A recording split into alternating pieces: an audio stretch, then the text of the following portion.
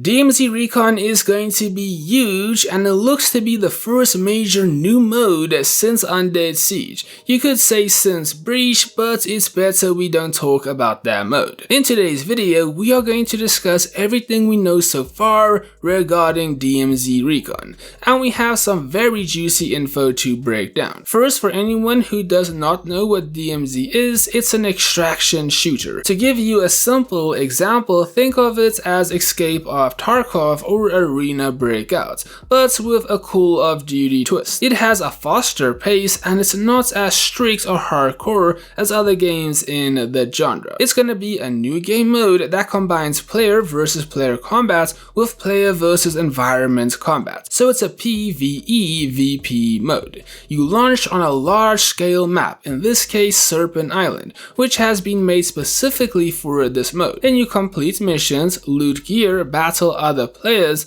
and then attempt to exfil from the map. If you die before exfilling, all collected items will be lost. Also, collected valuables, gear, and weapons can be traded, sold, or exchanged. Basically, the whole mode revolves around looting, surviving, and then escaping. But it's important to note that DMZ Recon is not a port of MW2's DMZ mode. It's a whole new experience with a brand new map known as Serpent Island, made specifically for this mode, which we can briefly see in this trailer over here. So that's a summary of how DMZ works, and now let's discuss some new info that we have received. First, registration for a test server of DMZ Recon has gone live for China. It is currently a separate app, but when it does launch, it is going to be part of Codm Mobile, with a new icon and button in the home screen lobby. Either way, now let's check out some new leaks, but note these are subject to change. First, school streaks are going to be part of the mode and experience. They can be looted or bought. 4 maps for DMZ have been found in the files. Of course, it is going to be launching with Serpent Island,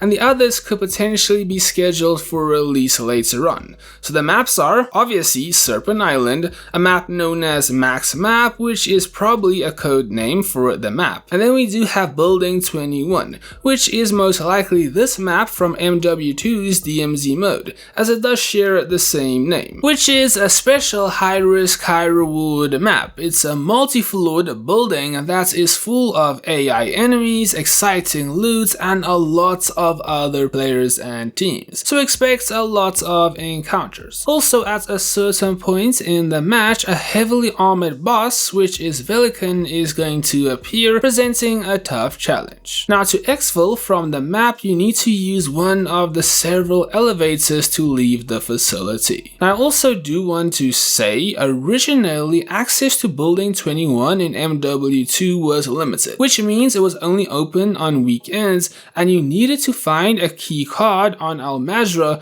which was the base map for the original DMZ. But then later on, the map was made open to everyone without any restrictions. So I'm unsure if in Codm Mobile, if it is going to be a special restricted map, or if it is going to be open like a normal map. Either way, the final map is going to be Ural Mountains, which is a scrapped BR map from the original Warzone, meant to have been launched during Call of Duty Cold War, but it never ended up releasing and then was scrapped. But interestingly enough, a bunch of POIs from Ural Mountains was used to create Cry for Codm Mobile. But now it looks like the actual map could be coming to Codm for DMZ Recon. If this map does actually end up launching, hopefully they also make it available for BR as well, but I guess only time is going to tell. Again, at launch we're going to be getting Serpent Island, but you can also expect more maps to release later on. But remember, the info we are discussing right now is subject to change. Either way, moving on from maps, buy stations have been confirmed, as well as item rarities have been found, from common all the way up to mythic. Like, I would assume this gold skull from the trailer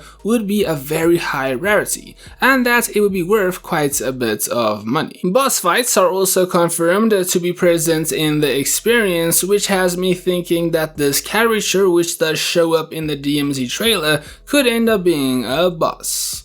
Either way, there is going to be dynamic extraction points that will be swapped each season, from a helicopter, boat, to a tank. A list of different DMZ modes was also found in the files, such as normal, quick, wildcard, 21B, train, and tutorial. From the looks of it, the devs are investing a lot into DMZ, meaning it should hopefully be a very rewarding and fun experience, unlike that rushed breach mode they gave us a few years ago. Yes, I'm still salty about that mode. Overall, DMZ Recon is bringing a fresh new experience and a complete new grind to the game, so I welcome it and I'm personally very excited. The final thing I do want to mention in this video is that there is currently no release date for DMZ Recon just yet, but if I do receive any additional info I will let you guys know, so definitely make sure to stay tuned for that. Either way though, definitely make sure to give me your thoughts and opinions down below in the comment section,